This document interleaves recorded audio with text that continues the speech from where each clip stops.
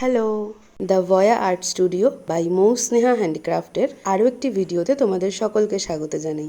এগুলো হলো ছোট্ট ছোট্ট লুচি, মিনিয়েচার ফুড থালির ওপরে আমি এর আগেও বহু কাজ করি। যারা নতুন ভিডিওটা দেখছো তাদের জন্য বলে দিই, এই মিনিয়েচার ফুড আইটেমসগুলো তৈরি হচ্ছে ফুড থালি রাখির। এখানে দেখো লুচিগুলো ফাঁপা বোঝানোর জন্য আমি জাস্ট ওটাকে প্রেস করছি এবং লুচিগুলো কিন্তু ভেতর দিকে ডেবে যাচ্ছে, অর্থাৎ ভেতরে কিন্তু একদম ফাঁপা রয়েছে। নর্মাল লুচি যেরকম অরিজিনালি তৈরি হয় এক্স্যাক্ট সেই রকম ধরনেরই আমি তৈরি করার চেষ্টা করেছি। এবার আসি কালার শেডিং এর বিষয়। এখানে আমি কিছুটা অ্যাক্রিলিক কালার্স দিয়ে হালকা হালকা করে শেডিং দিয়ে নিচ্ছি।